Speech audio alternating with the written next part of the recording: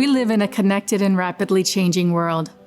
Technology has transformed the way we learn, shop, and communicate with one another. There has been no other time in history when we've been able to do so much with a simple click of a button or a tap of the screen. Despite our ability to connect to information, entertainment, or other people in an instant, studies show many of us feel a greater sense of loneliness and isolation. It can be challenging to navigate our roles and responsibilities at home, at work, or with the various systems of connection in which we are involved. So what is a system of connection? The families we belong to, the schools we attend, our faith community, the places we work, and the countries and communities in which we live are all examples of systems. System thinking helps us make sense of the world's complexity. When we engage in systems with compassion, we are working to develop actions that will produce greater well-being and less harm for ourselves and others. Eric Cooper's work as the president and CEO of the San Antonio Food Bank has garnered national recognition from the Wall Street Journal, Huffington Post, and National Geographic. Learn how the San Antonio Food Bank has put compassion at the center of everything they do. Our philosophy here at the food bank is that we serve the entire community, both those with resources and those without. We're wanting to make sure both are living their best life, and I think compassion holds it all together. It's when someone's selfless and sharing and caring, or when someone's in need and is humble and receiving. Those two things come together here at the food bank, and we witness that miracle of compassion every day. Over the years, many elected officials have stated that the best welfare program is spelled J-O-B. I believe in the power of work. People should work according to their ability, but receive according to their need. Living wages start to be how an employer shows equity and belief that they want to provide for their worker.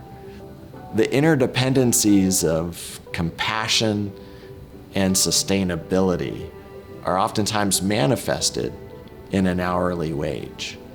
Minimum wage should have a maximum age. It can't sustain a parent. It can't sustain a household. I don't believe we're going to solve hunger with a canned good. I believe it's through building a community of compassion. Hunger, in a lot of ways, isn't about food. It's really about resources and income. And so our society has to have upward mobility and opportunity.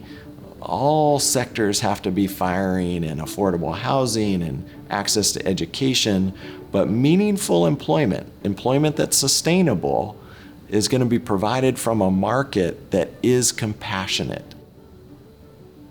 Now let's hear from Rey Saldaña, the CEO of Communities in Schools. Not only does Rey lead a team of 4,500 people across 25 states, he is a former city councilman and understands how important it is to approach our systems through a lens of compassion. You have to understand sort of human nature of people. We are sometimes happy, we are sometimes mean, we are sometimes impatient, and hardest thing to do is not to work with the people, but to work with the systems that oftentimes we have to take so much of a leap of faith that they will respond and support people who may be having the best day, the worst day. That's what makes compassion within systems so critical and vital for their success. In many cases, if you want a student turned on to learning, they need to be turned on to living. And living is sometimes the hardest part for our families, our students who want to be able to be successful in math and reading and all other aspects in the school system. And we try to make the case at different levels of government that really the way that we can be successful on the measures that we care about, whether those are academic or standardized tests, means that you cannot ignore an entirely large component of a student's life. The issues, the trauma, the challenges, the violence they may see, the things that really can hold them back when they come into the classroom can really impact their ability to be successful in the measures that we all believe are important. It's Alice Walker who said that the most common way we give away our power is by thinking that we don't have any. And many members of our community often feel powerless because they feel as if they don't have any power to really exercise, whether it's their voice or their ability to, talk about issues that could be affecting them negatively.